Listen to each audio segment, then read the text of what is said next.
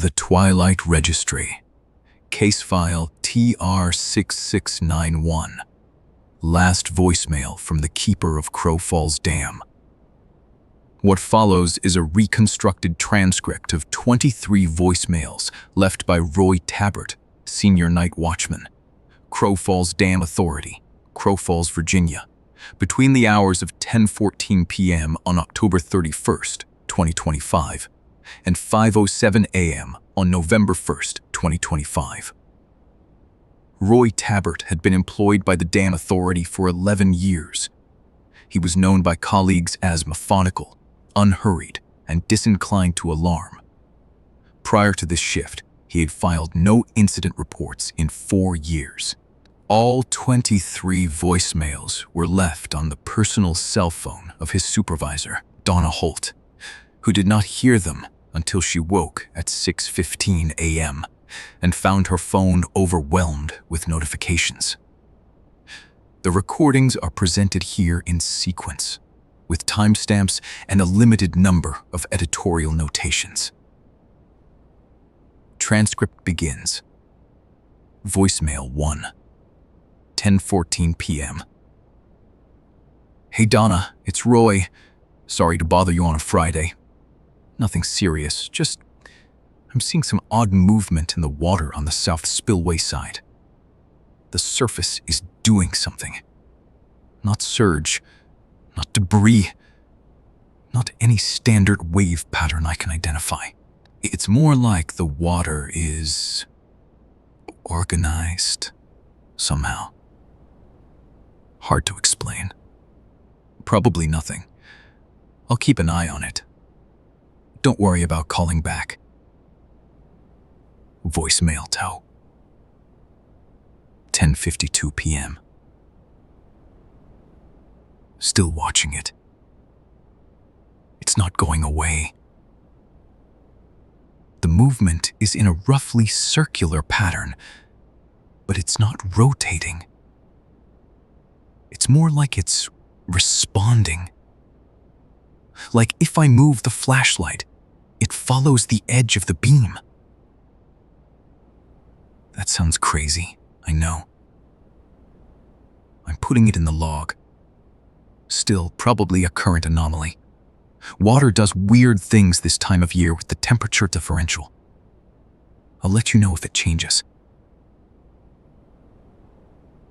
Weissing Mail 3, 11:29 p.m. I want to clarify something from the last message. When I said it was responding to the flashlight, I tested it a few more times and I think that's accurate. When I move the beam away, the surface activity follows the edge of the light. Not immediately. There's a delay of about 2-3 seconds, like it's learning where the edge is. I'm going to get the secondary floodlight from the equipment shed and try to get a better look. I'll check back in. Weissmail, ZONV2, 11:58 p.m. Donna, I need you to hear this before I figure out what to write in the log, because I don't know how to write this in the log. When I brought the floodlight out and pointed it at the south side, whatever was in the water stopped moving. Completely still. For about 2 minutes. And then Donna, it made a sound. I've been out here 11 years. That reservoir has made every sound water makes. This was not a water sound. It was closer to a voice. I'm not saying it was words. It was a vocalization. A single tone. And then something that could have been a word, but I couldn't make it out. It was very low. I am still standing here. I'm going to go back inside the gatehouse, and I'm going to call the authority emergency line after I leave you this message. Voicemail 5, 12:31 a.m. Authority emergency line rang through to the answering service. I left them a message. I'm staying inside the gatehouse with the door closed. I can hear it from in here. The sound is continuing. It's changed since the first one. It's less tonal now. More. I keep almost hearing my name in it. Roy. It keeps almost sounding like Roy. I know that sounds like I'm losing my mind. I have been standing in the cold watching this dam for 11 years, and I am not losing my mind. It keeps almost sounding like my name. Voicemail 6114 a.m. It said my name. That is what I'm writing in the log, and that is what I'm telling you, and I'm not walking that back. I heard my name in the water. Full first name, clear enough that I turned toward the south side before I'd processed what I was doing. Roy said, like you'd say it if you knew me, not like someone reading it off a list. The movement in the water started up again right after. I've turned off all the lights on the south side except the mandatory safety floods. I'm going to stay by the phone. Voicemail 7147 a.m. I did something I shouldn't have done. I know I shouldn't have done it. I went back out to the south side and I said my name out loud to the water. I want you to know I understand how that sounds. I said, Roy, and then I waited. There was a pause, and I am telling you this as precisely as I can. I was timing it. There was a 4-second pause, and then it said it back to me. Roy. Same inflection. Same quality. Not an echo. Not a reflection of sound. The dam is not shaped for that. It said my name back at me in something that was very close to my voice. I am back inside. I am not going back out. Voicemail 81:15 a.m. I've been thinking about voice characteristics. The way a voice sounds. In my 11 years, I've heard the dam make a lot of sounds. Pressure release, thermal expansion, the concrete settling in cold weather. I know every sound this structure makes. What I heard at 147 was not structure produced. It was, I want to be precise here, it was my voice shaped slightly wrong, like someone who had heard my voice once and was trying to reproduce it from memory. The register was right. The cadence was off by just enough that you would know, if you heard us both, that one of us was not me. I would like someone from the authority here tonight. I have now called 3 times. Most while males. 9:252 a.m. It's trying out different words. I can hear it through the wall. My name again, several times. And then what sounded like numbers, not a count, something else. Maybe coordinates or a date. I can't. It comes through the wall muffled, and I can only hear the shape of it. I've started recording on my phone. The ambient pickup isn't good enough to capture it clearly, but I want to have the recording. I want to be able to play it for someone. I want someone here. Voicemail 10:314 a.m.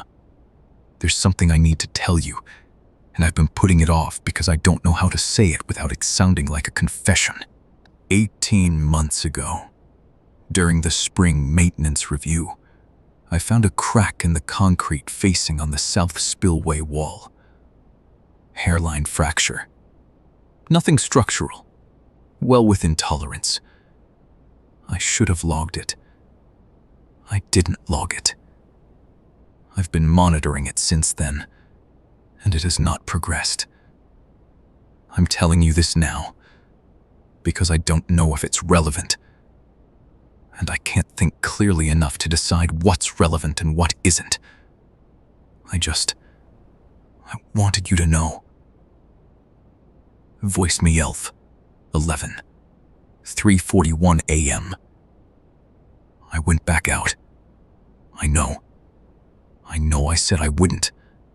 I needed to see if I could see anything in the water. I brought the spotlight. I pointed it at the south side. Donna, there is something in the water. I can't tell you what it is because I don't have a word for what it is. It's at the surface. It has a shape. The shape keeps changing. It's not an animal. It's not debris. It's not anything I can identify. And I've been watching this reservoir for 11 years, and I know what belongs in it. I'm back inside. I locked the door. I am aware that locking the door of a damn gatehouse against something in the water is not a functional defensive strategy. I locked it anyway. Voice email, 12:42 a.m. It's outside the door. I can hear it. Breathing. What it does, that sounds like breathing. Tet's learned that much. The breathing is approximately my cadence. It's sitting outside the door, and it is breathing in approximately my pattern. And I don't know if it's doing that too. I don't know why it's doing that. I'm not going to open the door. I want you to call the sheriff's office when you get this. I want you to call the authority. I want someone here. I'm going to keep leaving messages so there's a record of what happened here tonight. In case. I'm going to keep leaving messages. Voice email 4:19 a.m. I want to talk about something specific, which is, how long does it take to learn a voice? I'm asking because I've been thinking about how long I've been out here tonight and how many times it has heard me speak. I called you at 10:14. I've left 12 messages. I called the authority emergency line twice. I talked to myself out loud on the south walkway a few times, which is a habit I have. I've been speaking in its presence on and off for 6 hours. How much do you need to hear a person speak before you can reproduce them well enough that someone who knows that person wouldn't immediately notice? I'm asking because the breathing outside the door has changed. It's less approximate now. It sounds more specifically like me. Is learning faster than I expected. Voice and mail 4:33 a.m. Still here. Still inside. Breathing outside is very close now. If I close my eyes, it sounds like me standing outside the door of a room I'm already inside. That is the clearest way I can describe it. I want to say something for the record. I have done this job carefully. I have kept this dam well. The crack in the south wall is a hairline fracture, and it has not progressed. And I should have logged it. But it has not progressed. And I want that on the record. Voice and mail 15-22, 4:44 a.m., 4:58 a.m. These 8 messages were left in rapid succession over 14 minutes. The audio quality deteriorates across the sequence. The content is fragmented. Notable excerpts. I think it wants to ask me something. I think it's been trying to ask me something the whole night, and it doesn't have the words yet. It's very close to my voice now. If you played it to someone who knew me, someone who hadn't spoken to me in a few months, I think they might. I think this is what it does. I think this is what it has always done. I think the water remembers everyone who watched it. If I open the door, I want the record to show I'm doing it because I want to hear what it's trying to ask me. Not because I'm afraid. I'm not. I want to be clear that I'm not. Wait, my morsing. It sounds so much like me now. It sounds exactly like me. Voicemail 23507 AM. Hey Donna, it's Roy. Just wanted to let you know the south side is clear. No incident to report. Water looks normal. I'm gonna finish up the log and head out before sunrise. I've got an early thing. You don't need to worry about any of those other messages. Everything's fine out here. Have a good weekend. Transcript ends. The Twilight Registry notes the following. Roy Tabbert was not found at the dam site when the Crow Falls Dam Authority arrived at 7:30 a.m. on November 1st, 2025. His vehicle was in the lot. His personal effects were in the gatehouse. His shift log was complete through 3:52 a.m., ending mid-entry. The south spillway wall showed no significant changes. The hairline fracture he had not logged was located and documented. It remains within structural tolerance. The County Sheriff's Department classified Roy Tabbert as a missing person on November 3rd. The case remains open. The 23rd voicemail was not left from Roy Tabbert's phone. It was not left from any device logged in the county cell tower records for that morning. It arrived on Donna Holt's phone through a mechanism her carrier has been unable to explain. The voice on the 23rd message has been analyzed by 2 independent audio forensics firms. Both confirm it is not Roy Tabbert's voice. Both firms have added a secondary notation. They cannot identify whose voice it is. The vocal characteristics are derived from a specific speaker and fall within normal human vocal range. The source speaker appears to have learned the voice they are reproducing from a limited sample set. Small errors in cadence, in micropause placement, in nasal resonance suggest someone who heard a voice many times but never spoke back to it directly. Someone or something who listened without participating. Case file TR-6691 remains open. The water at the south spillway is calm. It has been calm since November 1st.